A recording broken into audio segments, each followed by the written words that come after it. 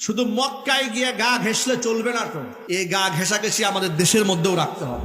আজকে ফেসবুক পোস্টে দেখেছি মক্কাতুল মুকাররমায় উমরা হজ পালন করতে গেছে বাংলাদেশের বিভিন্ন ঘরানার হযরত উলামায়ে কেরাম। সেখানে আল্লামা ইয়াহিয়া মাহমুদ, এরপরে আমির হামজা, এরপরে মাওলানা ইলিয়াসুর রহমান জিহাদি, এমন আরো অসংখ্য বক্তারা তারা বিভিন্ন একটা মহলের মধ্যে এক জায়গায় বসেছে। একই প্ল্যাটফর্মে ভিন্ন ভিন্ন ঘরানার আলেমরা একেবারে গা ঘেঁষাঘেঁষি করে, গায়ের সাথে ছেঁড়াছেঁড়ি করে বসে আছে। এই দৃশ্য দেখে আমাদের মনটা ভরপুর হয়ে গিয়েছে। শুধু মক্কায় গিয়ে গা ঘেঁষলে চলবে না তো, এই গা ঘেঁষাঘেঁষি আমাদের দেশের মধ্যেও রাখতে হবে। কথা বলতে হবে, ঠিক কিনা বলেন? গা ঘেঁষাঘেঁষি শুধু মক্কায় গিয়ে হবে আর বিমানে ওঠার পর থেকে সব ভুলে যাব, এটা যেন না হয়। আমাদের মনের তামান্না এই মোহাব্বতকে আল্লাহ কবুল করেন।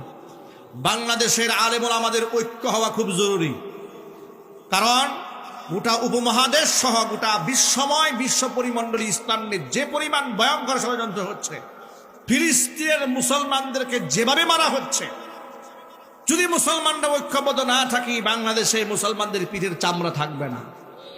কথা বলেন না, ঠিক কিনা বলেন?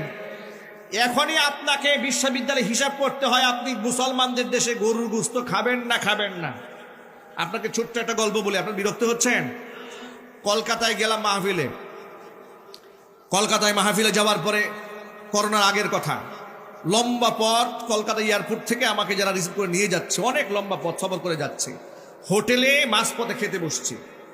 খেতে বসার পরে হোটেলটা যে অমুসলিমদের হোটেল এটা আমার মনে নেই, যেহেতু আমি স্বভাবজাত বাংলাদেশের লোক। আমাকে বলে কি কি খাবেন, আমি বললাম যে গরুর গোশত খাবো। এখন আমি যখন খাবার খেতে বসেছি, এই আমার একেবারে খুব ঘনিষ্ঠ বন্ধু আলামিন শেখ, আমার ডান পাশে বসে আছেন, তিনিও ছিলেন সেই সফরে। এখন আমি তো বলে ফেলেছি, যারা খাবার পরিবেশন করছে বলে ফেলেছি গরু গোশত খাবো, তো সবাই যে আমাদের খুব হা করে তাকায় আছে।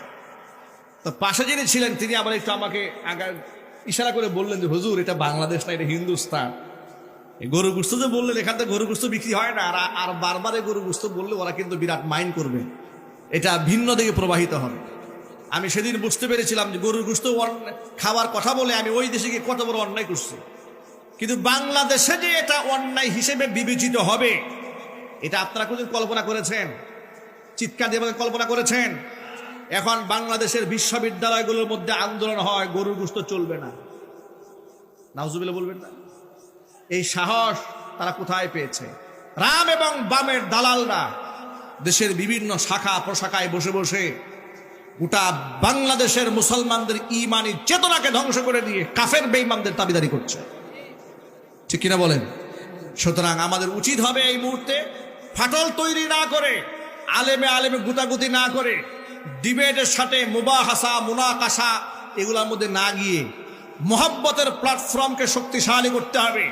এমনকি ঐক্যবদ্ধভাবে মোকাবেলা করতে হবে কাফের বেঈমান এবং নাস্তিকদের। তাহলে এই দেশের মধ্যে ইমান এবং আমলকে আমরা টিকায় রাখতে পারবো। যুবকরা ঐক্যবদ্ধ হয়ে আলেমদের সাথে থাকতে রাজি আছে না ইনশাল্লাহ? কারা কারা রাজি আছেন দুহাত দেখতে চায়। আলেম ওলামার ডাক যখন আসবে ঐক্যবদ্ধ হয়ে আপনারা পঙ্গপালের মতো ঝাঁপিয়ে পড়বেন। আল্লাহ পাক যেন কবুল করেন। চিৎকার দিয়ে এখন সকলে বলেন আমিন।